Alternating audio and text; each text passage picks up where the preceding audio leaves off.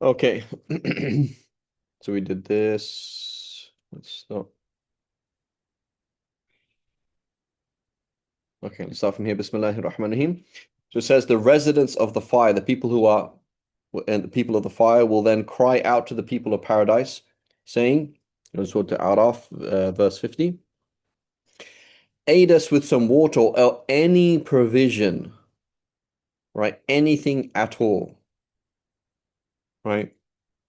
Of any, subhanAllah, like, one of these, there's two things I guess I really don't like doing. I'm claustrophobic, so I don't like tight spaces. Also, really don't like throwing up, right? I don't think anybody likes throwing up, right? Like, it's a really, really horrible feeling, right? But if you could imagine any pain, right? Like throwing up, like you throw up and then it might go in like nausea, like go up and down, right? Like if you're nauseous, so it goes up and it goes down. So there's a relief, right?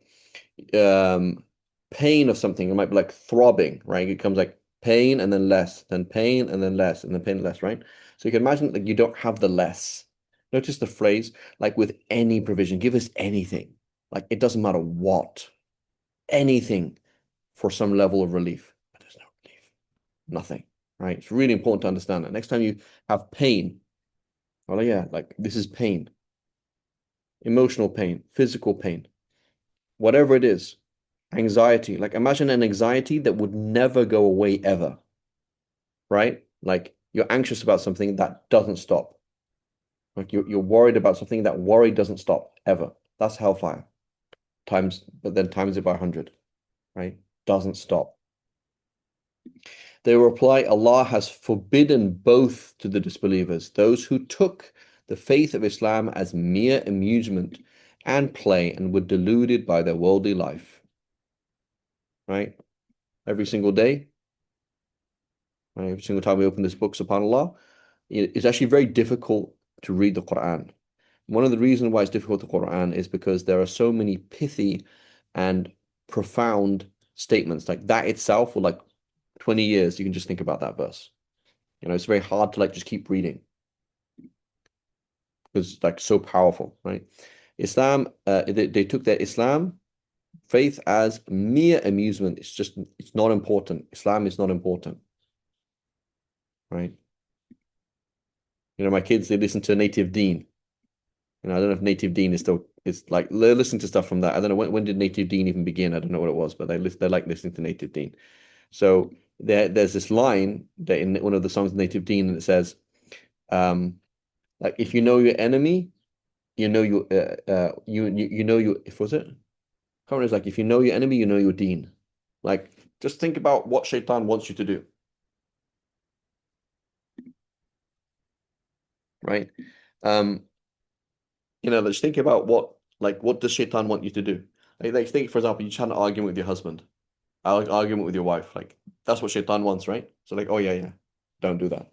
Shaitan, for example, he wants you to not to busy yourself with things that are suboptimal. Like he wants to start taking away from the best thing to the second best thing and bringing it down like that. He wants to waste your time. He wants you to do things that will destroy family. He wants you to behave in a way that is just not effective, right? So you start realizing like if you knew what Shaitan would want to do to you, you'd know what you should be doing, right? So he wants you to like it's like Islam is one of many things in my life, right? I'm a doctor, I'm a father, I'm a American, I'm a football player, and I'm a Muslim. These are one of the many things in my life. That's not true.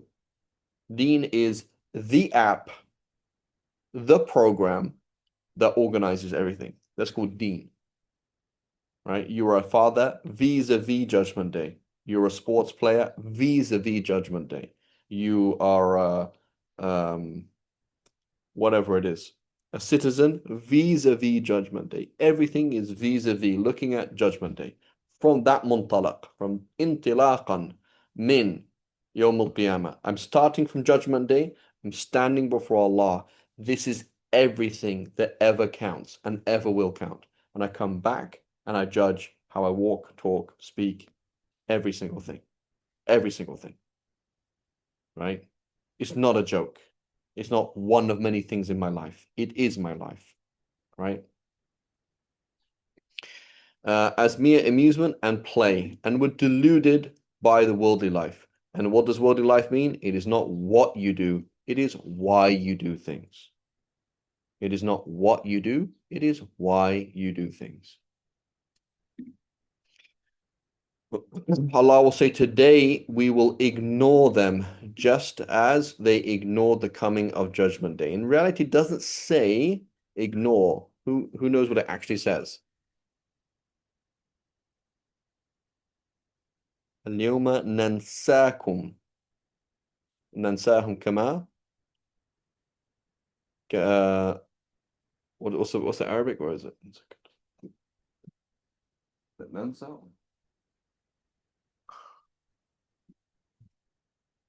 There's the word nisyan.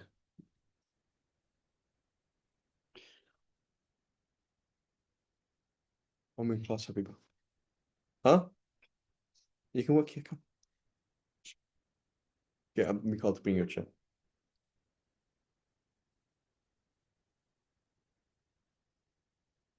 What are we on? 50.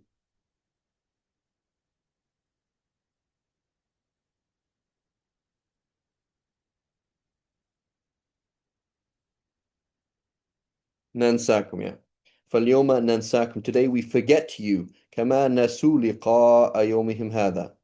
We forget them as they forgot this judgment day.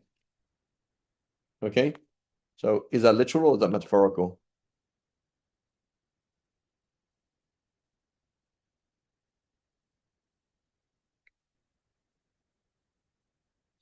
Because ignoring this truth, that's ignoring, but it doesn't say that. It says, today we forget. Today we will forget them, just as they forgot this day of theirs. Is that literal or is that metaphorical?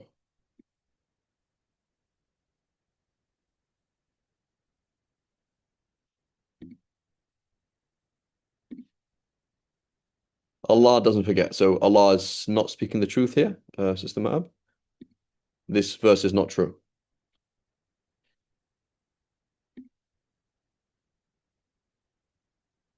So the whole Quran is correct, but this verse is not correct.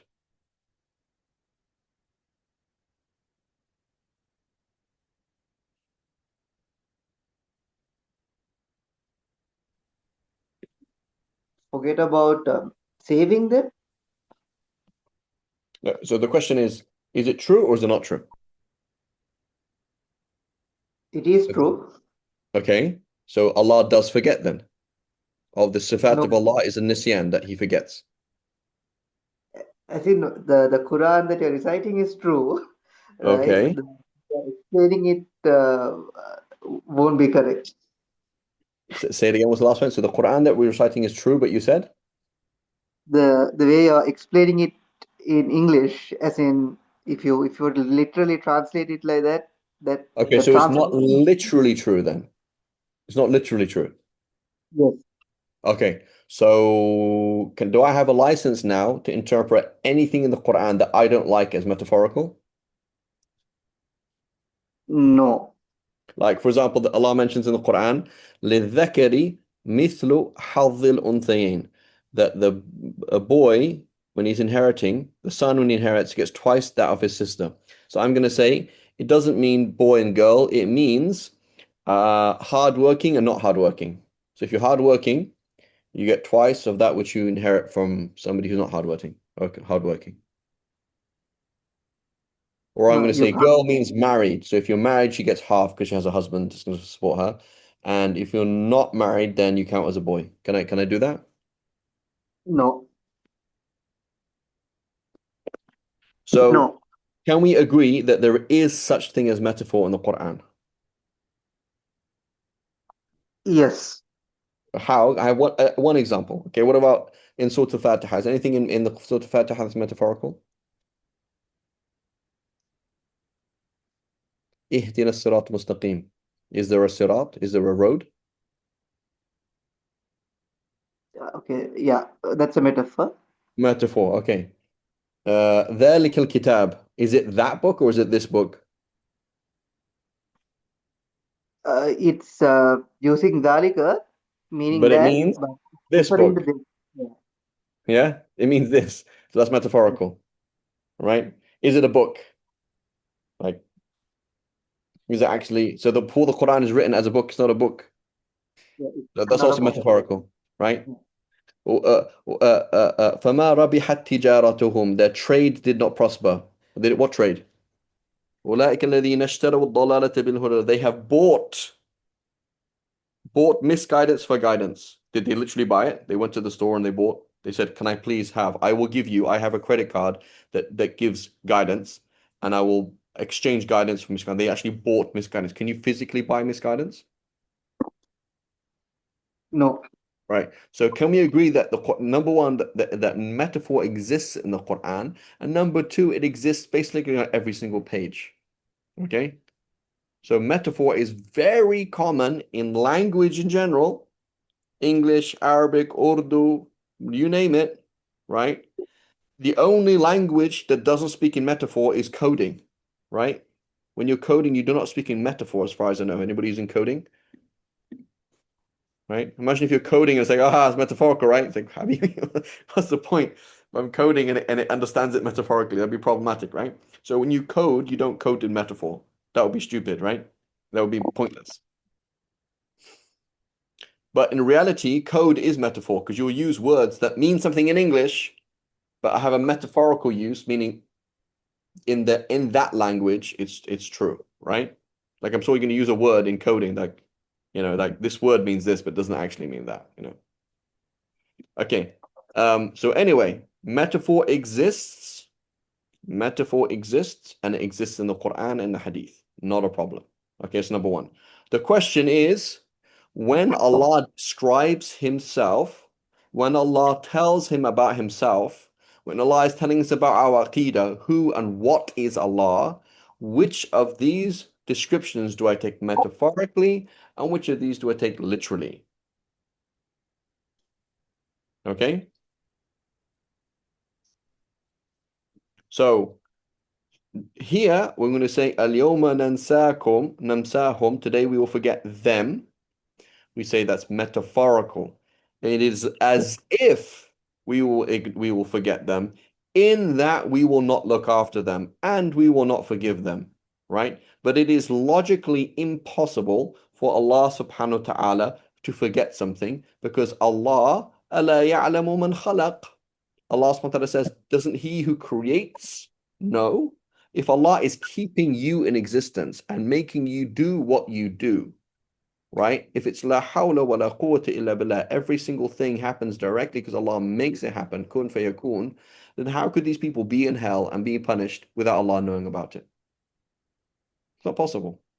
It's not possible for Allah to forget something. So what do we have to do? So you have to know who and what Allah is, and in light of knowing and who and what Allah is, we will ignore we will interpret things metaphorically. Does that make sense?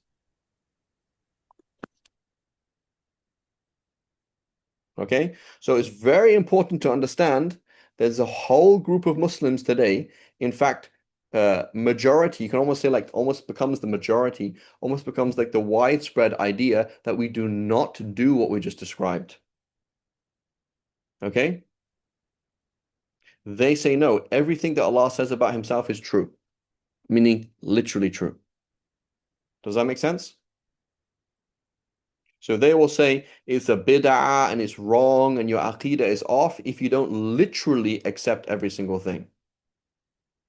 Right? But this is a new group, right? These group are called Wahhabis or Salafis, right? Wahhabi or Salafi movement. This is a new group that's come out over the last 100, 200 years. Okay? And that's the methodology. Methodology is every single thing that Allah subhanahu wa ta'ala says is literally true about Allah subhanahu wa ta'ala. And if you don't take it literally, you're saying the Quran is not speaking the truth. Now, where did they get this thing? They got it from the Hanbalis, but the Hanbalis are one group, and the Wahhabis, the Salafis, are another group. So the Hanbalis, they will say things like this. When Allah subhanahu wa ta'ala says Allah descends to the, like for example, the hadith about Allah descending to the sama ad-dunya, the lowest level of the sama, of the sky, in the last third of the night, they will say Allah has said it, so it's true. But Allah is not in space and Allah is not in time and He doesn't move. So the Hanbalis are very different to the Salafis and Wahhabis. The Hanbalis, they will say certain things out of adab, okay?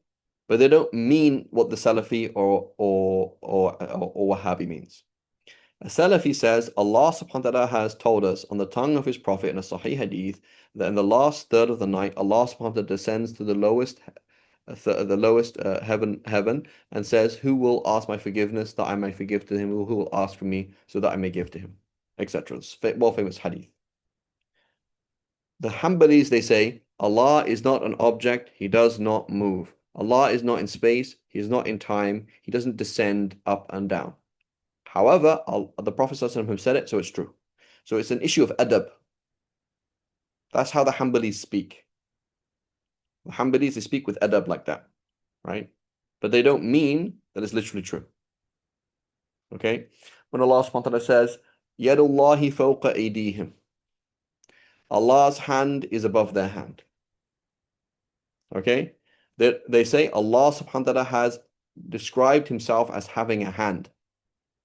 So out of adab, we don't say Allah doesn't have a hand. That's not good adab. They don't do that. However, they say Allah subhanahu wa ta'ala does not have body parts. He's not composed. He's not a physical object. He doesn't have body parts and therefore doesn't have limbs. But they don't say therefore he doesn't have a hand because that's not adab. So that's the Hanbali Aqidah.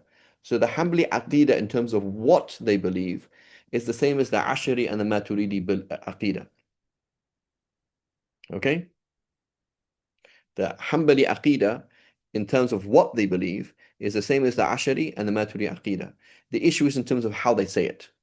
It's just semantics. Okay? The Salafi Aqidah is different. They say Allah subhanahu wa ta'ala has said He has a hand. So then you say, oh, but that means He has body parts. Say, no, we didn't say that. So for a Salafi or a Wahhabi, they basically leave it open. They say it's possible that Allah has a body parts. Or it's possible that Allah is in space and is time and He moves, but we're just not going to talk about it. So what they do is they take the language of the Hanbalis, and then they say they basically ascribe themselves to Imam Ahmad and ascribe themselves to other people, but they're not actually the same. There's a difference. Does that make sense? It's like, for example, like I remember, teaching to my kids, right? So, is there a difference between harsh language and foul language? Is there a difference? Yes. Right? So if I say, for example, somebody is stealing money and I say, what the heck are you doing? Right? Heck means hell. Right? Is that foul? Is that disgusting? Or is that heavy?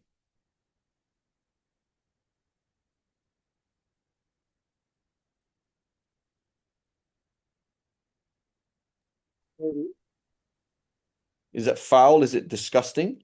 Say, what the heck are you doing? This person is stealing money. This person is abusing people. This person is Heavy. doing something that would take him to heck, that would take him to hell. And I say, what the heck are you doing? Is that strong language or is that foul language?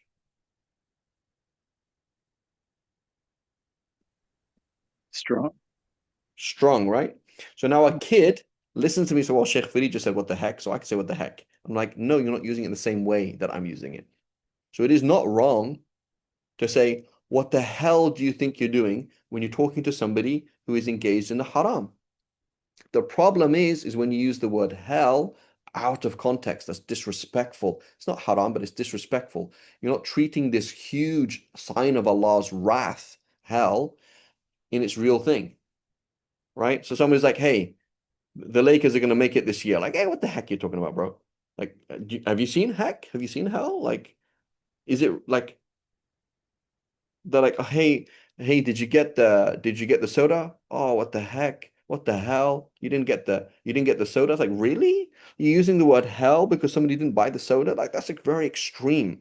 Like talking about hellfire. Hellfire is extreme. So why using such extreme and profound and grand language for something that is so pathetic, like not buying soda? right? So now can you see I might use language, but you're using in a different way.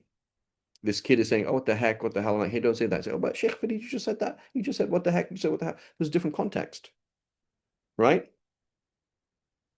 Different context, right? Or my dad, I wouldn't even use this word, right? So there was a female dog, okay? There was a female dog that gave birth to my house next to my house. So my dad's like, "Oh, there's a dot dot dot that just gave birth next to our house," and I'm like, "Whoa," right? For him, it's just normal word, right? Everyone understands what I'm talking about, right? He's using the language in a non-rude way. It doesn't mean anything. It's just that is the word for a female dog. He's just saying, "Oh yeah, wow, like isn't that amazing? She just gave birth. SubhanAllah, there's these puppies. Isn't that cute? Like just walking on the way to the mosque, you walk past a house, you can see it, SubhanAllah, right?" Whereas somebody else uses it in another way, right? So that's what they do. So a Salafi or a Salafi or a Wahhabi, they take the language of the Hanbalis, but they're not Hanbalis. Okay? Hanbali Aqidah is one thing, Salafi Wahhabi Aqidah is something else. And they will do things like this. They say everything that Allah subhanahu wa ta'ala describes himself as is literally true. And if you don't accept it, you're not on the way of the Salaf, and you are not on the way of this, you're not a Sunni Muslim. So what they do is they hijack Sunni Islam, and Sunni Islam is Salafism and is Wahhabism. And they've been doing this for the last like 50 years. Okay? So today, Ash'ari, Maturidi, Hanbali is some weird sect on the side, whereas Salafi and Wahhabi, that is the normal Islam. Does that make sense? That's how it's sold to people. Okay, normal Islam is Salafi or Wahhabi, and Ash'ari or Maturidi or Hanbali, that's something else. Okay, whereas before the Wahhabi movement, everybody in Aqidah was either Maturidi, Ash'ari, or Hanbali. That's the whole world, from Malaysia to Spain, right? Or from China to Spain, or however far east you want to go, right? Indonesia to Spain, that's everybody's like that. Everybody's Ash'ari, Maturidi, Hanbali, right? And they're saying the same thing with different semantic differences, right? So for example, the Ash'aris, they say Allah subhanahu wa ta'ala, Athari is Hanbali, same thing. So they basically, it's about the language that they use. The language that they use. It's not about the creed itself, right? And you can even find it with the Ba'alawis from Tarim. They will also be Athari as well, because their language, they'll use language. Like if you look at the creed, right? The creed of Imam al-Haddad, it's actually Hanbali. The way that he speaks like a Hanbali. Even though traditionally, all Shafi'is are kind of Ash'aris traditionally, but the language that he uses actually Hanbali, is Athari. So Athar means footprint. Like I'm going to use the same language that's in the Quran and same as the Hadith, but I'm going to treat it metaphorically. So the difference is like this. Basically, an Ash'ari would do, an Ash'ari or Maturidi would do the following. They would say, here forget means ignore, or so that's called ta'wil. They'll do something called ta'wil, or they do something tafwid, which is Allah, or they do what's called tafwid muqayyad, which is Allah subhanahu wa ta'ala says ignore. It's impossible. Sorry, Allah subhanahu wa ta'ala says forget. It is logically impossible that Allah actually forget. So it means something else, but I don't know what that means. So that's an Ash'ari or Maturidi approach. Either ta'wil, it means ignore. Forget means ignore, as is translated here. Or forget means something else, and I don't know what that means. So that's an Ash'ari or Maturidi approach. The Hanbalis, here they're not going to say Allah forgets. They won't even do that. Actually, they'll use the same language that the Ash'aris and Maturidis. But in other places, they'll say Allah subhanahu wa ta'ala has a hand, but it's not a body part, and he's not composed of parts, and it's not like us. Right? Which is the same aqidah, just different language. Right? It's like saying, I'm a millionaire, I just don't have access to it. And it's just not in dollars, yen, or euros, or this or that. So okay, you're not a millionaire then, right? So no, I identify as a millionaire, right? Right? Or it's a bit like this whole gender stuff that we talk about, right? I identify as female. Okay, so mashallah, you identify as female. Do you have female body parts? No, I don't have female body parts. Okay. Is your DNA, is it XY or XX? Is it XY? So, okay. So you identify as female, but you don't state that you have female body parts, and you don't demonstrate your DNA is male. So yeah. Okay, sure. So I mean, that's fine, right? I guess you want to call it, if you want to call itself whatever it's one, as long as you're clear out, you're not saying that you have different DNA. You're not saying that you're actually a female in the sense you just identify as female. So imagine now you're talking to this person who identifies as female, and you just don't want to be rude, right? You don't want to be rude. Like this person is not trying to get the rights of a female. It's not trying to be dealt with in school or in medicine or in anything, fiqh-wise even, right? So which is actually he's going to marry a female, so that's fine. Like he's like, okay, sure. Like I identify as a female kid. So out of adab with the person, just to be nice, you're saying, fine, I'll use pronouns that you want to use, as long as you acknowledge that you're not actually a female, right? So that's what the Hanbalis are doing with astaghfirullah, with a huge difference, right? Out of adab with Allah subhanahu wa ta'ala, with adab, they're saying Allah subhanahu wa ta'ala uses the word hand. So we're not going to say Allah doesn't have a hand, even though that's what we mean. And Allah doesn't have a foot, even though that's what we mean. Liwajhillah, for the sake of Allah, it doesn't mean Allah literally has a face, right? But they don't say those language. The words that they use out of adab, they say we don't use those kind of words. Does that make sense? So you have to understand that there is the Athari / Hanbali Aqidah is a semantic difference, not an actual difference. Does it make sense? And you will find some Hanbalis here and there who did actually have an Aqidah difference, meaning they literally believed that Allah subhanahu wa ta'ala had body, was, had physical limbs and these things. You find some Hanbalis, but that's not Hanbali Aqidah proper. Just like you will find some Asharis, some Maturidi scholars here that have weird beliefs happens, right? Does that make sense?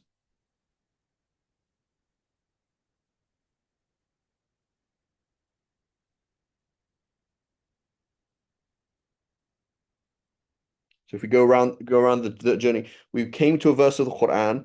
It was confusing because it said that Allah forgets. You say, well, hang on a minute. Is there such thing as metaphor in Arabic? Yes. Is there such thing as metaphor in the Quran? Yes. Does it happen a lot? Yes. Okay. How do you find out what's metaphorical or not? Define what Allah actually is, right? He's atemporal. He's not in time. Aspatial. He's not in space, right? He's not an object, right? He doesn't have body parts. He doesn't move, right? He's not in time. He's not moved to do things. Nothing affects him. He affects other things. He's not affected by other things. He's not caused to do things, right? So even when you say, for example, the person sinned, so Allah punished him. It's not really like that, is it? Like you can't make Allah do things. Like I asked Allah, so Allah gave me this thing. In reality, Allah created the dua and He created everything. Like you can't really affect Allah. So you know who and what Allah is, and then in light of that, you treat things metaphorically. Maturi Ashari approach is yes, yeah, as it is, metaphorical. Khalas. And then it means here forgetting means to ignore. So that's called ta'wil. Or forgetting means something, I don't know what it means, but we leave it to Allah. But it doesn't mean it doesn't know. That's called tafweed mutlaq, tafweed muqayyad, right? Qualified. You're leaving it to Allah, but in a qualified sense, right? Allah is not a body. He doesn't have body parts. He doesn't move. He's not like us. But I don't know what it means when He says He descends to the lowest heaven. Okay. So that's called tafweed mutlaq, tafweed muqayyad, right? Hanbalis, they will do tafweed muqayyad with adab. They say Allah subhanahu wa ta'ala says hand, so we say hand, but we don't mean this, right? And even you find Imam Bayhaqi is Ashari, he does exactly the same thing. So there's no real difference between the Hanbalis and Maturidis and Asharis. There's no difference. Salafi does tafweed mutlaq, meaning Allah knows best what it means. Allah descends to the lowest heaven. Allah knows best what that means. That could mean that He actually moves. Yadullahi fawqa aydihim, Allah's hand is above their hand. Allah knows best what that means. It could actually mean that Allah has a hand. Right? Liwajhillah, for the sake of Allah, right? For Allah's face. Salafi says, Allah knows best what it means. He could actually have a face. Like He could actually be corporeal, like actually have a body. Does that make sense? So that the issue with the it's Salafi thing is tafweed mutlaq, meaning you're just leaving it so open that it is actually you're saying, I accept the possibility that Allah moves, that Allah has a body, that Allah is in a place, that Allah is in time, that Allah has body parts, etc., etc., etc. Does that make sense? So there's, yeah, everyone's following? And then Athari and Hanbali, they're the same thing. Right? And what's the difference in Hanbali? Ash'ari, Maturidi, semantics. That's all. That's all. Just what you call it. So I'm sitting with a Hanbali. We have the same aqidah. Sitting with a Salafi, we don't actually have the same aqidah. We don't believe in the same God. We have a different concept of what God is. Does that make sense? And then we said, because of the Wahhabi movement, right, and the funding that has come with the new Saudi, after the fall of the Ottoman Empire, this has become it's now become standard. That's considered standard, right? It's like that's like the default, and then Ash'ari or Maturidi is like something weird over there, right? Something different. Whereas traditionally, historically, everybody's Ash'ari, Maturidi, or Hanbali. That's what it is. Make sense, inshallah?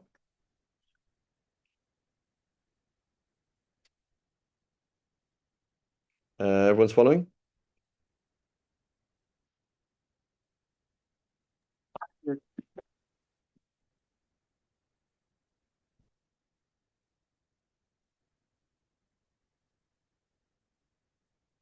Okay, great.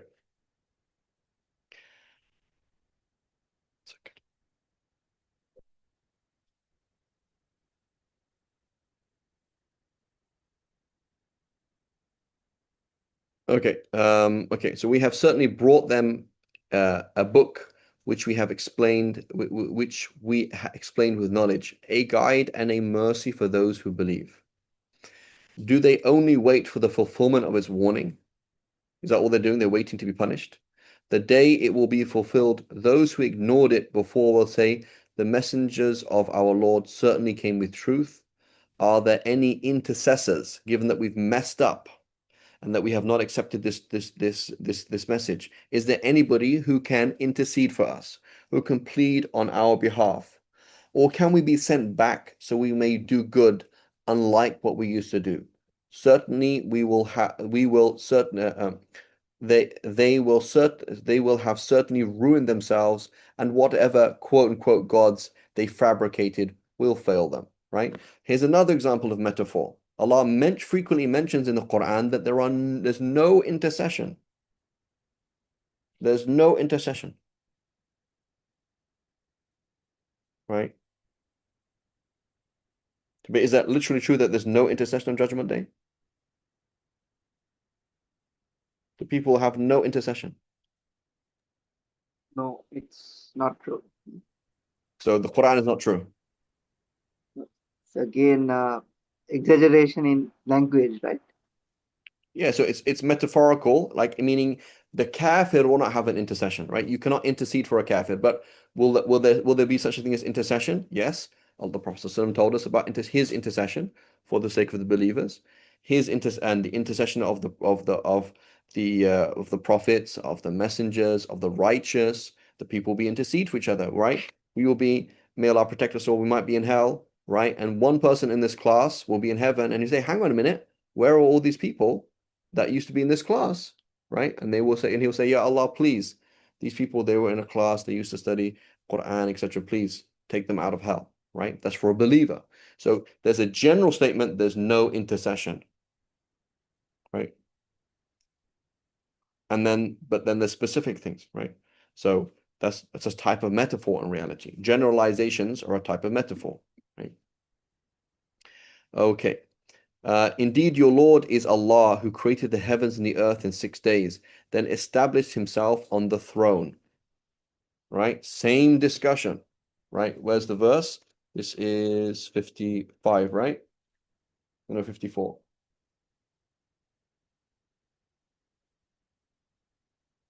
So it says, إن ربكم الله الذي خلق السماوات والأرض في ستة أيام ثم استوى على العرش. Right? And then he became established, he became level, istawa, to become level on the throne. So we say, is Allah subhanahu wa ta'ala an object? No. Right? Here's my mouse in my hand. The mouse is touching the table. It's touching the table with one tip, another tip, and then I make it flat. Istawa is now flat on the table. That's because it's an object and it has two sides. So is Allah subhanahu wa ta'ala an object? No.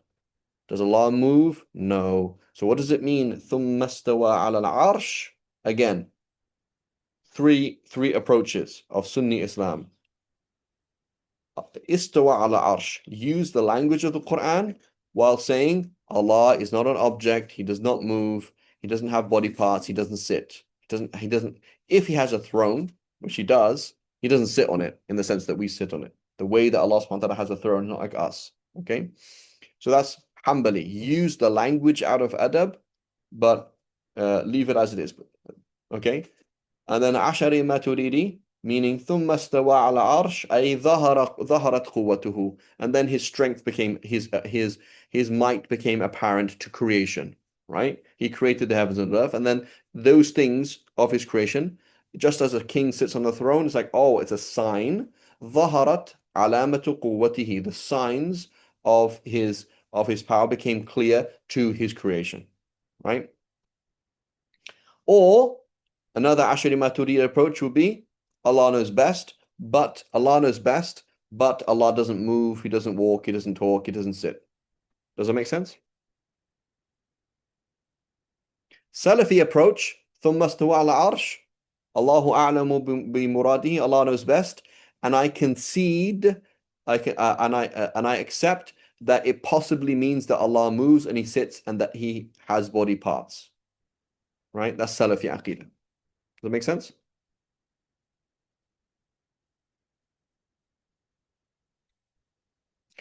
Where are the two? The Salafis are taklif mutlaq. And Yeah, tafweed with a dad, tafweed mutlaq, meaning leave it to Allah in an unconditional sense, even if that includes impossible concepts, such that Allah subhanahu wa ta'ala moves, changes, is in space as in time. Does that make sense? and the mainstream is And the mainstream, so Ashari Maturidi Hanbali, Tafweed Muqayyad, which is, I don't know what that means, but it doesn't mean that Allah moves and is in place and sits. Does that make sense? conditional and unconditional. Yeah, conditional, unconditional. So what's an example of conditional, unconditional? I turn my camera on and I have a can of 3.5% Guinness. Right? Imagine if I turn my camera on right now and you see a can of beer sitting right next to me. What is your obligation in respect to me? You see a can of beer. Yes. Husnul Husn al-dhan.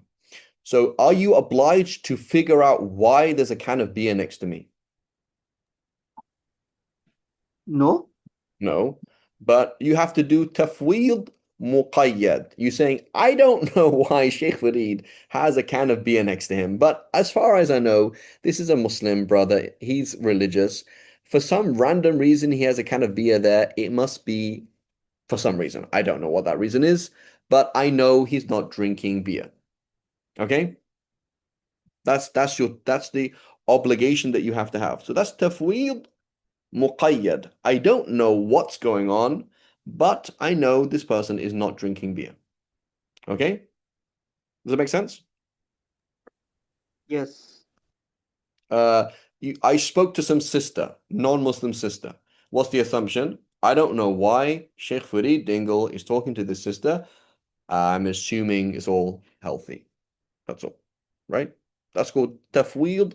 I don't know muqayyad, but it doesn't include the possibility of something inappropriate. Tafweed mutlaq is like this. I don't know why Sheikh Farid has a kind of beer next to him. And one of the possibilities is that it's just there for some random reason. He stole it from somebody. He's demonstrating something. He's doing a science experiment.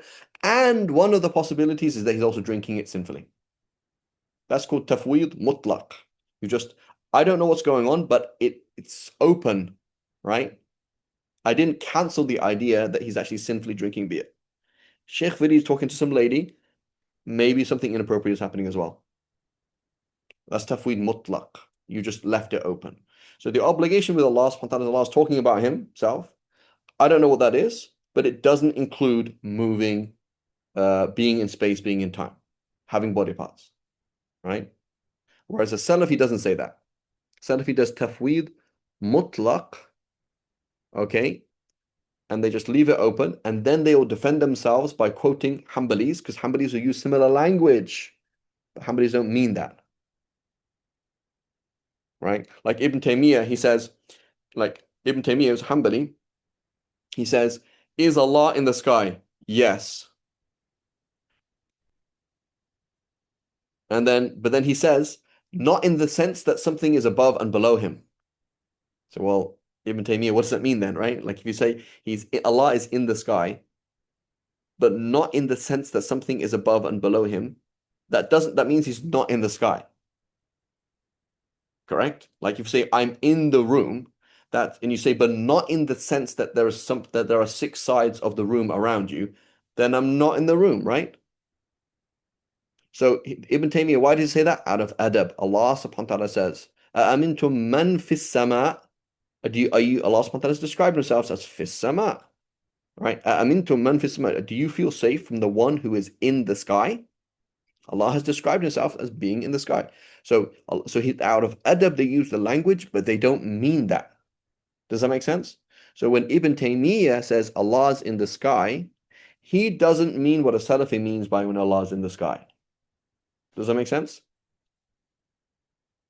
So the Salafi will quote Ibn Taymiyyah, not quote the rest of Ibn Taymiyyah, and say, look, I'm an Aqeedah of Ibn Taymiyyah. I'm an Aqeedah of so-and-so.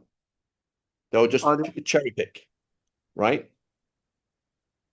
Or they're quoting him literally, not what he actually Exactly, meant. because why? Because they're not Hanbalis. A Hanbali who is a part of that tradition, they understand what's being said because they're part of that tradition. So this is the essential problem with the Salafi Hanbali is that they've said, forget tradition, just go with the early Muslims. But what they've done is they've cut themselves off from the early Muslims because they're not part of a tradition. So they're not part of the Shafi'i, Ash'ari tradition. They're not part of the Hanafi Maturidi tradition. They're not part of the Hanbali tradition. You know, the Hanbalis, for example, are all, the Hanbali tradition in reality is a complete tradition of Iman, Islam, Ihsan. So Aqidah tradition, it is a fiqh tradition, and it's a tasawwuf tradition. They're all Qadiris. Right? Ibn Taymiyyah is Qadiri.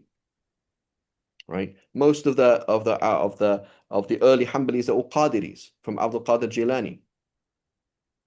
Right? So that's actually a tasawwuf. Like you'll find them, all these people. Right? Ibn Rajab, Qadiri. I'm pretty sure he's Qadiri. But Ibn Qayyim and certainly Ibn Taymiyyah. Ibn Taymiyyah is buried in a Qadiri graveyard, specifically for Qadiris. So you can see can you see? So what they do is they basically cherry pick, right? Like you cherry pick. Like imagine, for example, somebody wants to edit my language and they say, Sheikh, with everything that I give a sense where I think the deen is easy, they pick this. They ignore every single thing that I say about anything strict. So it's a cherry picking. They'll just quote certain things here and there from certain people without giving the whole picture. That's what they do.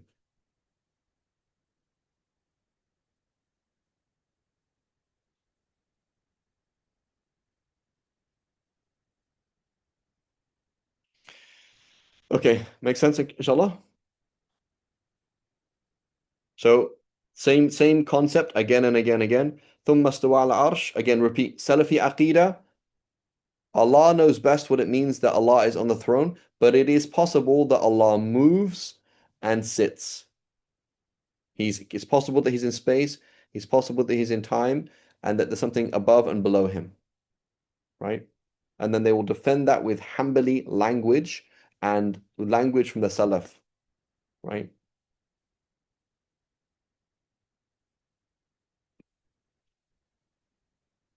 Okay. Then Hanbali Aqidah, Allah is on the throne. So you ask a Hanbali, هل استوى الله, right, على العرش? And he says, Na'am, did Allah establish himself on the throne? And the Hanbali says, yes. Allah has described it linguistically.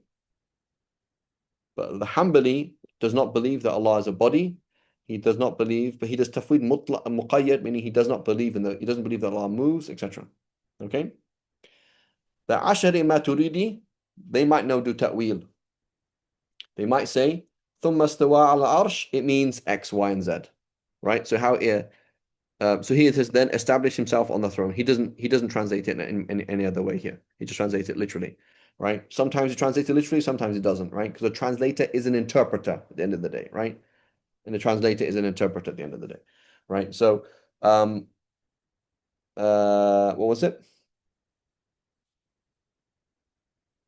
So the Ash'ari or Maturidi, they may do ta'wil, meaning it doesn't, when Allah subhanahu wa ta'ala says, ثُمَّ اسْتَوَى عَلَى الْعَرْشِ, it means X. It means this. It means his power became clear to everybody, right? Or they're going to do tafweed mutlaq, just like the Hanbalis, but without the language of the Hanbalis. Does that make sense?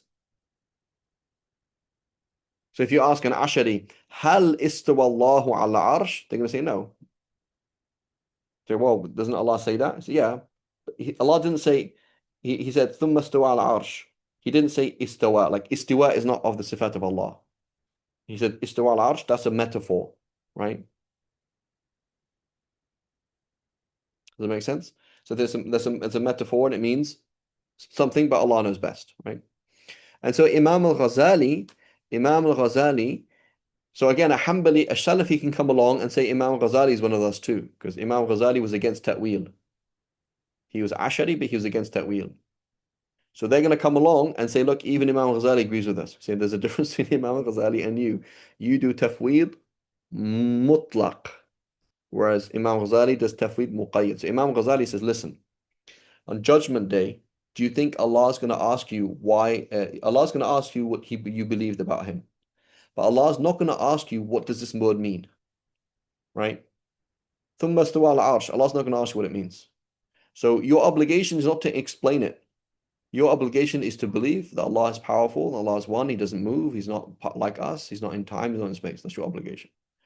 So Imam Ghazali says, why are you putting your neck out and volunteering an explanation that Allah has not asked you to do? You're not obliged to do that. In fiqh, you have to do that, right? The Prophet ﷺ, he said that in about 3 or 4 Sahih hadiths, that ghusl is obligatory on Jum'ah. Wajib, the word.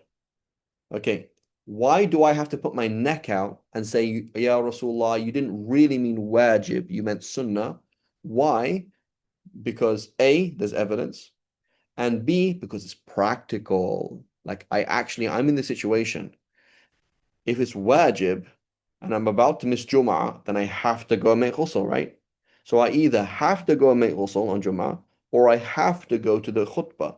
So I'm in between a rock and a hard place. I didn't voluntarily put myself into a situation to interpret revelation. I was forced by revelation itself. So in fiqh issues, Imam Ghazali tells us, you have to do ta'wil. You're always going to be playing with conflict and evidence, and this hadith is understood in light of that hadith, and this verse is understood to mean this, etc. And you don't have a choice. Whereas in Aqidah, you do have a choice. Nobody put a gun to your head and said, explain this to me. So I don't know what it means, but I know that Allah doesn't move. He's not an object. He's not a place. He's not in time. He's not in a certain direction. That's how it is. Does that make sense? So again, because if you're not actually from the tradition of Imam Ghazali. You can just come along and steal Imam Ghazali's words, one sentence, a word here, a paragraph here from his works, and just say, oh, he's Salafi too, right? That's how they make themselves the default, is by cherry picking, right? Cherry picking, and then also the fact that the ummah's kind of fallen apart over the last 100, 200 years. That's kind of one of the ways that they've done this. Does that make sense?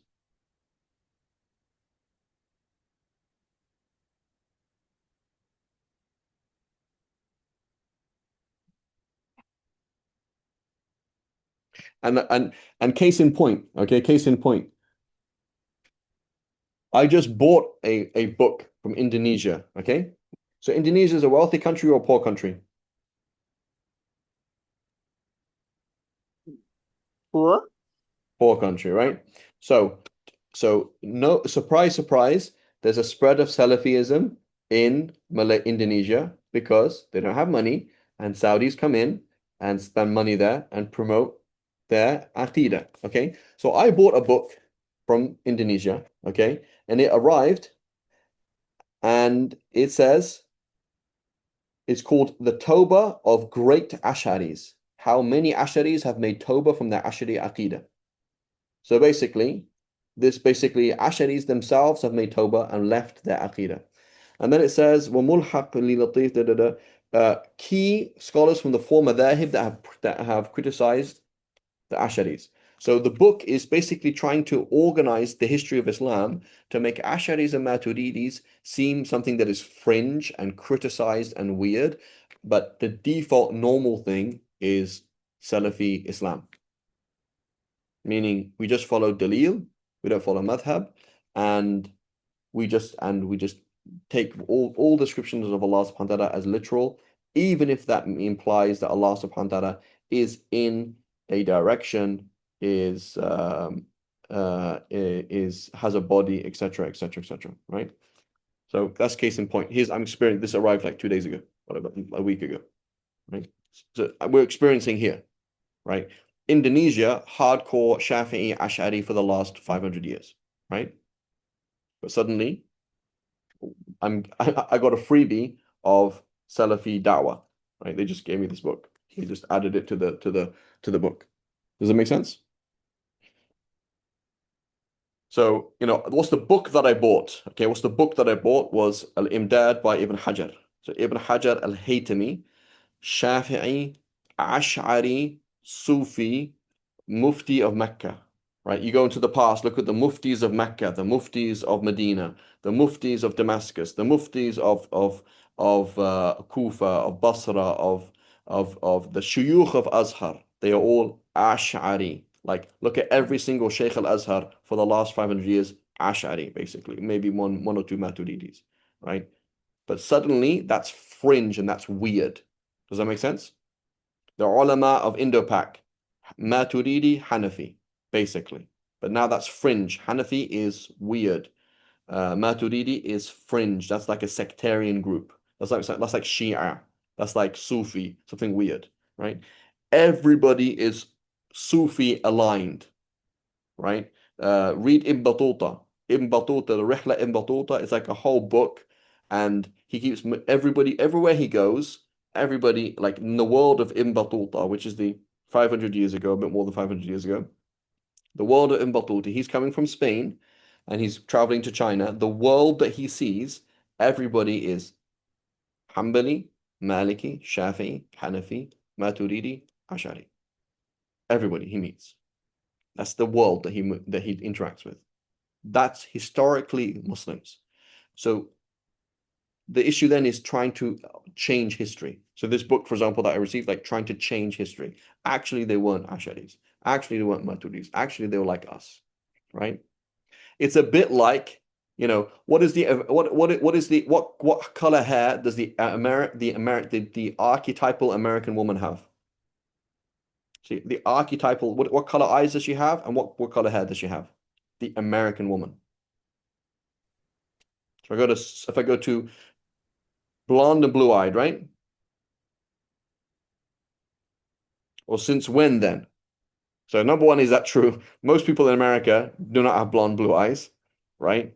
Because there's probably more Hispanics than, and then that's only recently, right? That's over the last 300 years, 300, 400 years, right? That the Europeans came and took over and etc. But so can you see that that's like an image, like you have this idea. That's what an American woman looks like. She's blonde and blue-eyed.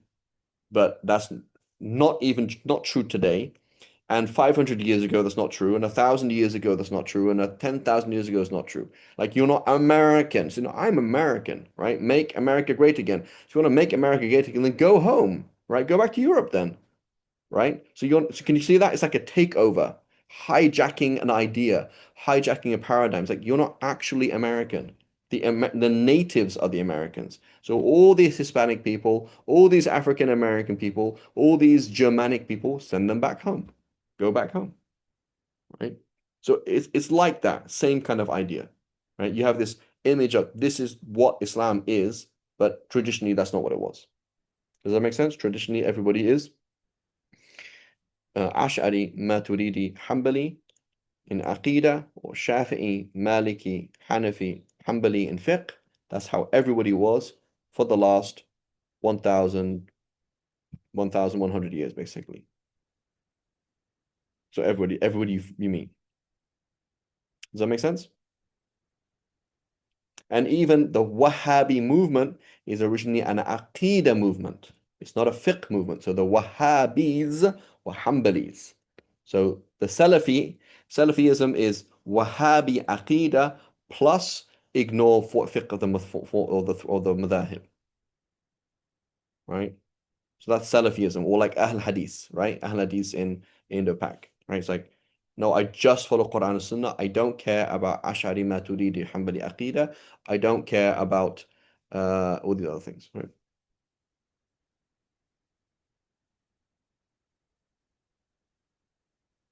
What were the madhabs of the Arab and Indian Muslims who came in the 19th century to Sri Lanka? I don't know. Shafi'i or Hanafi usually. They're not going to be any Malikis there or Hanbalis. They're going to be either Shafi'is or Hanafis. So Hanafism took over. When did Hanafism take over properly in the Indian subcontinent? Under the Mughals, right? So that's last 500 years. So the last 500 years, right? Basically, Indo-Pak is majority Hanafi because of the Mughal Empire, right? Which was an extension of the Mongols. But before the Mongols, Central Asia, right? Number one, Islam wasn't in South India. I mean, it was in parts of South India, but in terms of the whole of India being under Muslim rule, that was under the Mughals, which is an extension of the Mongols, right? But before the Mongols, Central Asia, meaning Afghanistan, Iran, Turkmenistan, Kyrgyzstan, all these stans, they were Shafi'i and Hanafi. So we have like tons of Shafi scholars from Central Asia, from Turkmenistan, from Afghanistan, right? Ibn Hibban is from Bust in Lashkargah in Afghanistan. So like Afghanistan is a center for Shafi'is and Hanafis. After the Mughal Empire, basically the Shafis kind of died out and they continue just in Iran, right? So the Shafi'is, like the Sunni Muslims in Iran are Shafi'is, usually. Does that make sense? Yes. Yeah. So rewriting history is quite an important concept, right? Israel, rewriting history. White people, rewriting history, right? Same idea. Salafis, rewriting history. And actually editing history. They actually do that. They actually cut out things of history. That's actually happened as well.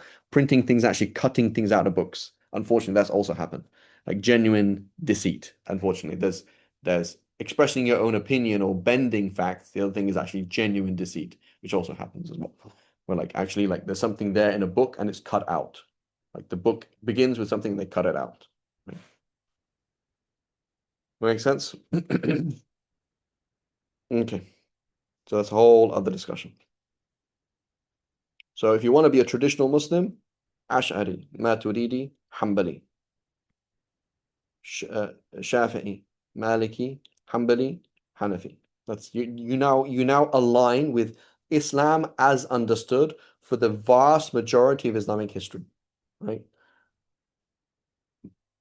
Excuse me.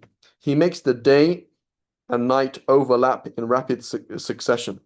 Now imagine if I take out the full stop and I put a colon here. Then he established himself on the throne, colon. He makes the day and night overlap in rapid succession. How does that change? Notice there's no colons and full stops or commas in there in the Quran at all, right? So if I put a colon here instead of a full stop, how does it change?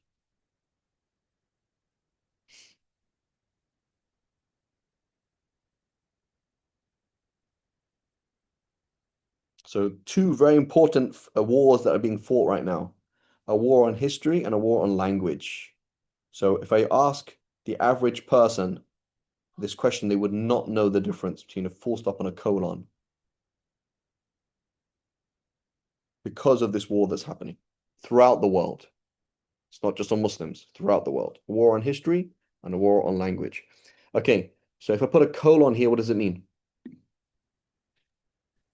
The following sentence explains the previous one. Good. So, ثم استوى على العرش يغشي الليل النهار. Right? Notice there's no wow. It doesn't say and. So, i.e., this explains the next one. Then he established himself on the earth in that he controlled the universe and made night go into day in rapid succession. Does that make sense? Yeah. Right?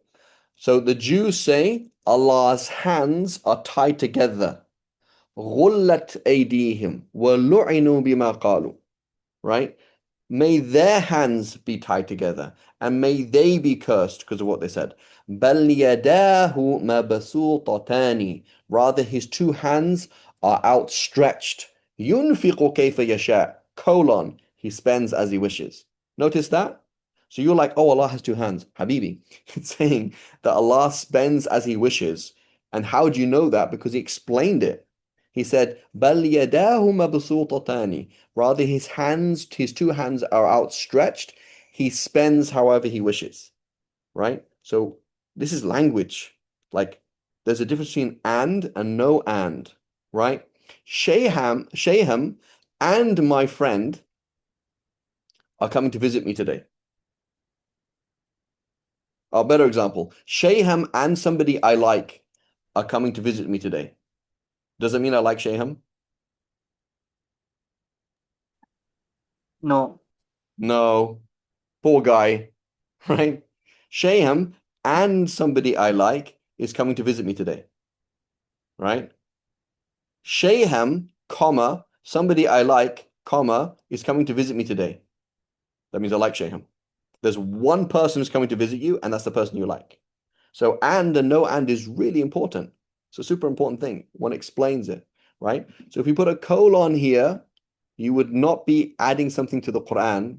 Just like if you put a full stop there, you'd not be adding something to the Quran because there's no full stop or commas in the Quran. Nothing of these things, right? Rather, there is no wow. And in Arabic grammar, right? In Arabic grammar, and we will learn that when you don't put the word and, right? You give the sense of, what's it called? Al-ittisal, that they're the same concept, right? Tamam al-ittisal, that they're the same thing, right? I hate school. I get so much homework, i.e. the reason why you hate school is because you get so much homework. I hate school and I get so much homework. That means you hate school for one reason, which is independent from the fact that you get too much homework, right? So it's important to do that. Okay, so notice something else, okay? And traditional Muslims, in a traditional madrasa, we will study logic, we will study al-bahth munadhara, how to debate, we will study rhetoric, we will study morphology, we will study grammar, we will study these what's called ulum al-ala. We have all these tools, all these intellectual and language and linguistics tools. A Salafi will not do that. Salafi says Quran and Sunnah, easy, right? So if you look at a Salafi curriculum, it's very thin. He doesn't study rhetoric. He might study grammar and morphology, it's true. But he will not study ilm al-bahth wal munadhara. how to debate. Because like, why would I do that? It's not from the Salaf, right? So they're just going to study Bukhari, 6 books, and that's basically it. They don't study usul al-fiqh. That's not a science. Usul al-fiqh is written by Asharis, usually, or Maturidis. So they don't study usul al-fiqh. They don't study Aqidah proper because they don't believe in Aqidah. I think it's all bid'ah. So their educational system is actually much faster, right? It's like ChatGPT, right? There's a ChatGPT way of living, and then what's it called? Mr. Miyagi way of living. What do I mean by that? What's the difference between living life with ChatGPT and living life with Mr. Miyagi? Who's Mr. Miyagi? It's slow, right? Slow and boring. Slow and boring, right? ChatGPT, how do I learn how to do a flying kick, what's it called? A flying kick. Okay, show me some videos, right? Mr. Miyagi, wax on, wax off, wax on, wax off, wax on, wax off, right? Very slow. Okay, that makes sense? So obviously then which is going to be more exciting? A Salafi thing, which is very cheap and easy and fast, or slow and boring and weird old books that they used to teach a long time ago of these traditional Muslims, right? McDonald's versus, I don't know, um, uh, some fancy dish, right? Exactly. Just show you just do things quickly, right?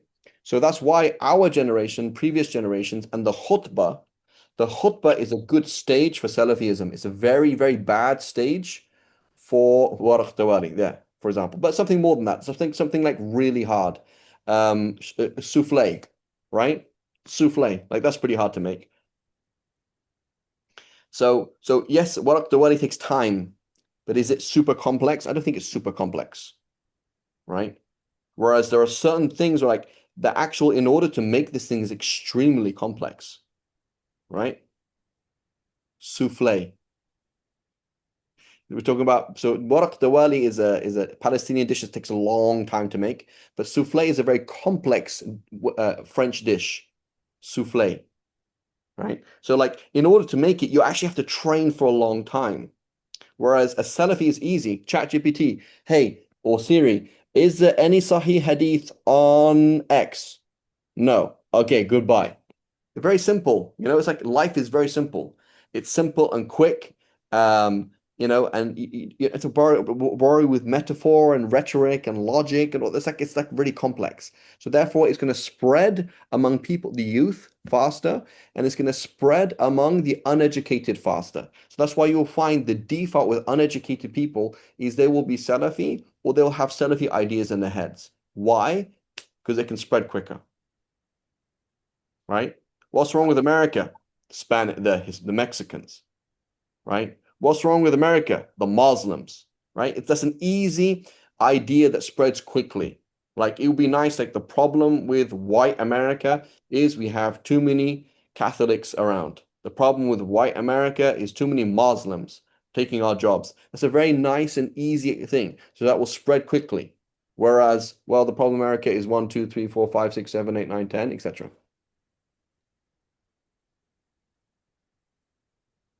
Exactly. So basically anything that's cheap will spread quicker, right? In Singapore, not in Singapore, in Sri Lanka, Shayham, is the iPhone more common or is it more common to have an Android? Android. Android's cheaper, right? So Yeah. it's going to spread, right? It's cheaper, it's going to spread more, right? So that's how it is, right? Mr. Miyagi versus the other dojo, whatever it was called, Cobra Kai, whatever it's called, Mr. Miyagi versus, you know, um, ChatGPT people, right? And ask ChatGPT, ask some questions. Ask him. Ask what does it mean? Like ask ChatGPT or ask whatever Claude or whatever it is. Ask what does this mean? You will actually find that the default answers online are actually Salafi. You know, is this halal? You're going to see a Salafi answer. They will not say the former dhahib by default because that's no longer the default. That is not the majority of hits online. So Muslims as a collectivity, you know, that's not the majority, right? If you go to the Arab world, the Arab world does not identify as one of the former dhahib by default. You go to Egypt, you go to Morocco, you go to Jordan, you go to Saudi, like, hey, are you Shafi'i? No. Are you Maliki? No. Like, they don't. So that's actually the majority, right? Many, Shayham, right? I don't know. You're in my classes, but did you grow up identifying as Hanafi or Shafi'i? Or neither nor? When I think Sri Lanka, the English community went through a discovery, are we Shafi or are we Quran? And so that Exactly. So that's exactly what we're talking about. So in this discovery, right? In this discovery, what's easier to take on, a simplistic, very black and white Salafi approach, or very complex and confusing Shafi'i, Maliki, Hanafi, Ashari, all this. You know what I'm saying? When you're confused, you just want an easy answer. You know, the easiest answer is they're all kuffar. The easiest answer, follow Sahih Hadith. The easiest answer, etc. Right? That's an easier thing. You're gonna have friends who are Salafi without knowing it, right, Shayham? That's how they function. Like they just like whatever, like you know.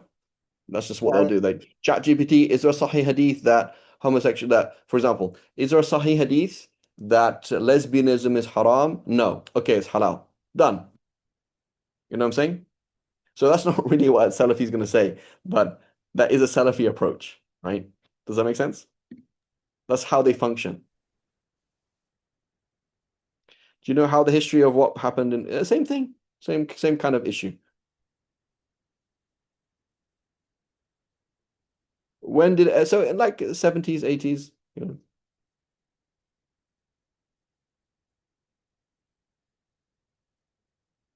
So again, why politically, Sister Ilham, politically, why would the British want Salafism? Why would the British want Salafism in Indo-Pak? And why would they want Salafism or Wahhabism? Let's forget Salafism. Wahhabism initially. Wahhabism, why would they want Wahhabism in Indo-Pak and in Arabia?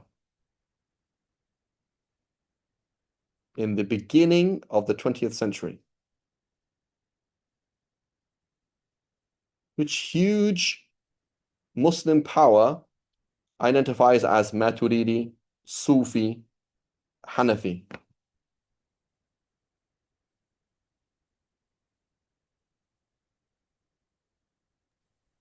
could There's a you ask that? huge previously, before Pakistan exists. At the end of the 19th century, beginning of the 20th century, there's one big power that was a huge problem to Europe, right? And at one point they controlled the whole of Eastern Europe, the Ottoman Empire. Okay, so you have big Ottoman Empire. Okay, they are Hanafi, Maturidi, Sufi. So if you have people who view them religiously as invalid, it's very useful for you politically. Just like today, if you will be able to find half of the things that are said about Iran are not coming from Muslims. It's going to be an intentional game of non-Muslims to make sure that Sunnis and Shi'is are not on the same page. Because if Sunnis and Shi'is are on the same page, you have a serious problem. So if we can make sure that the Sunni, Shi'i, and then Sunni is either traditional or Salafi, and then Salafi is either Salafi or ISIS, fantastic, divide and conquer. So these are engineered. They might exist organically, but then they're promoted. You see it exist, you're going to go and promote it immediately. And this is documented. The British supporting Wahhabi movement in Arabia, 100% important. Lawrence of Arabia and all this stuff, right? 100%. So if I can see myself as, if I can look at a Turk and say he's not Muslim, he's like, you have the Arab revolt, right? So nationalism, all these things is all part of the same thing, right? Make sure that every single person sees other Muslims as something else, so that they're not united and then divide and conquer. Otherwise, you have a huge problem, right? You have a huge problem of like when these people actually team up, you have a huge problem. So as long as every state they can divide it into Arab and non-Arab, Sunni, Shi'i, Salafi, non-Salafi. Salafi then splits into two. ISIS, right? As long as you can get as much division as possible, you're great. I don't know exactly how it worked in Jerusalem, 100%. But Jerusalem traditionally is like a Shafi'i, Hanafi, or like you look at the muftis of Jerusalem, they're going to be Shafi'i, Hanafi, or Hanbali. Yeah, they don't have any Malikis there. Like I met an old man in Jordan, and he's like, I'm Hanbali. It's like, where are you from? I'm from Uds. Like, you know. That is correct. Traditional means one of the four madhabs and the three aqid, yeah. But basically, all of these people, look at all of these people, they have a positive way at looking at spirituality, right? And tasawwuf in general, either an organized way, for example, they are Shadili, they are Qadiri, they are Naqshbandi. Like here in Malaysia, everybody traditionally is all like Naqshbandi or Ba'alawi. They either go back to Yemen or they go back to the Indo-Pak Naqshbandi kind of thing. That's all the Muslims here, right? That's how it is traditionally in the last 500 years, basically in Malaysia, Indonesia kind of area. That's how they are, right? Pakistan, same thing. Ibn Arabi, right? The Sufi Ibn Arabi is the patron saint, is like the saint of the Ottoman Empire, right? That's why in Ertugrul he keeps bumping into Ibn Arabi, right? So Ertugrul is the founder of the Ottoman Empire, right? His son, right? Osman Ghazi, right? He's the founder of the Ottoman Empire, right? So that's why he keeps bumping into Ibn Arabi, right? So it's kind of like, right? If you watched I haven't watched the whole thing, but there's a Turkish drama or kind of like spy drama called Vadi Kurtler, the Valley of the Wolves, Vadi Kurtler. And every now and then like there's this like Sufi scenes, like dhikr scenes, and these kind like it comes up all the time. It's like a kind of a cool background. It's like a indirect association with that kind of thing, right? So it's very important for the non-Muslims that if you're fighting Muslims, right, and they're a threat, that you divide them into different groups, right? Right, you divide them into these different groups, right? Okay, so Salah ad-Din Ayyubi, Shafi'i, Ash'ari, Sufi, 100%, right? Who is it? Muhammad al-Fatih, right? Muhammad al-Fatih, the person who conquered Constantinople, Istanbul, Hanafi, Maturidi, Naqshbandi, I think. I think it's Naqshbandi, Sufi. Every Ottoman empire, every Ottoman ruler, Sheikh al-Azhar, right? So the Mufti Ali Goma, Shafi'i, Ash'ari, Shadili, right? So and so, all these Shuyukh al-Azhar, Maliki, Ash'ari, Khalwati, that's how they are.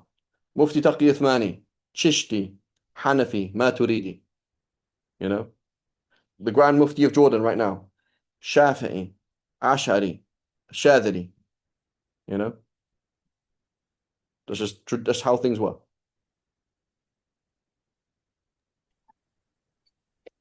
Okay, so now if you can make people see themselves as different, right, then it's very important to do these things. Yeah, I'll try and look into some things. So Sheikh, there's a number of books. There's a number of books, and I'm trying to think. If somebody looks it up by Dr. Jawad Qurashi, I'm not sure if he's printed yet. So Dr. Jawad Qurashi, he's actually written something on that. I'm pretty sure. Somebody can look it up. Dr. Jawad Qurashi, Qurashi, Qurashi, Jawad. Okay, let's keep going. At the end of the day, we're all Muslims. At the end of the day, Allah subhanahu wa ta'ala will judge people for what they know and not for what they don't know. I'll judge people on their intentions, right? Because many people have no clue about any of this stuff anyway. Not a big deal. Okay, we have certainly brought them a book with knowledge explained to them. Excuse me. Yeah, he made this. He made the day and the star. So another example of the same structure, right, and the same kind of process is an Ayat al-Kursi. So in Ayat al-Kursi, there's a debate among the scholars of tafsir, early, going way back, that when you say وَسِعَ كُرْسِيُّهُ السَّمَاوَاتِ وَالْأَرْضِ, that his throne encompasses the heavens and the earth. Does that mean his knowledge, or does that mean his throne? So this debate goes way back, like from the Salaf. I think Ibn Abbas, that's Ibn Abbas's opinion. But notice the structure. It says, وَسِعَ كُرْسِيُّهُ السَّمَاوَاتِ وَالْأَرْضِ. No, sorry, before that it says, يعلم ما بين أيديهم وما خلفهم ولا يحيطون بشيء من علمه إلا بما شاء وسع كرسيه السماوات والأرض. He knows everything about their future and everything about their past, and they don't know anything about him apart from that which he wills, his throne encompasses the heavens and the earth. So according to Ibn Abbas and others, and Ibn Jarir al-Tabari as well, وَسِعَ عِلْمُهُ السَّمَاوَاتِ وَالْأَرْضِ. His knowledge encompasses the heavens and the earth. Right? So notice how that exists. And nobody labeled Ibn Abbas as a weird Ash'ari or Tabari. Like that's just a normal function that's, they're looking at metaphorically. They're like, that would make sense with the flow of the verse. He's talking about knowledge, his throne, meaning his knowledge, right? Another explanation is his throne, literally, right? Which is also, right? Does that make sense? So it's the same kind of structure. There's the same thing. He talks about knowledge, and then say and. It just says full stop. وَسِعَ كُرْسِيُّ السَّمَاوَاتِ, i.e. : right? So I would not put the colon there because I would take the position that it means his throne. Somebody who takes a position that it's his knowledge would put the colon and say, he knows everything about them and they don't know anything about him, his throne, in italics, meaning his knowledge, expands the heavens and the earth. Right. Does that make sense?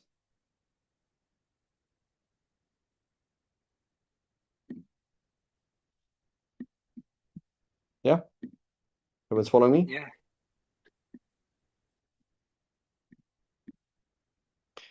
Okie dokie.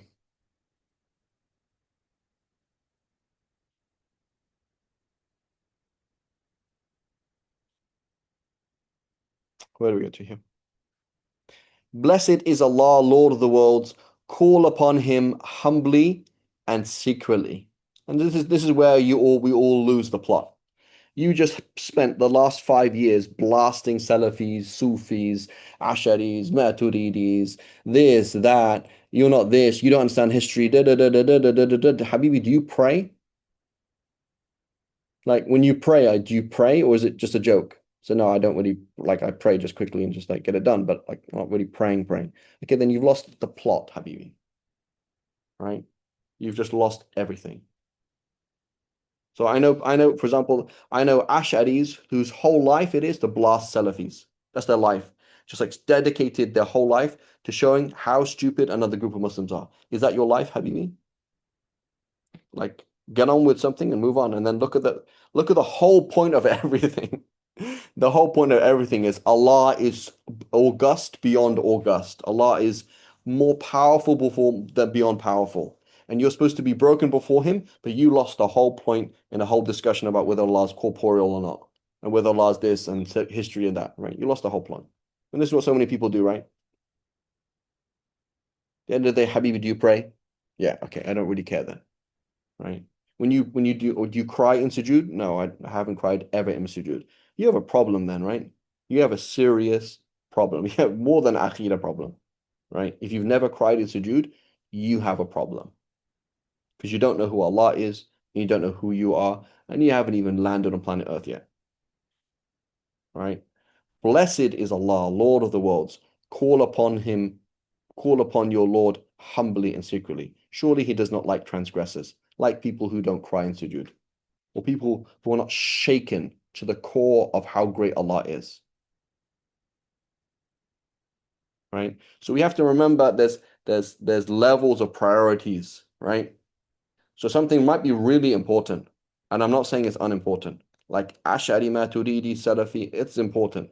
But Habibi, if you don't cry in sujood, if we don't cry in sujood, where the heck are we?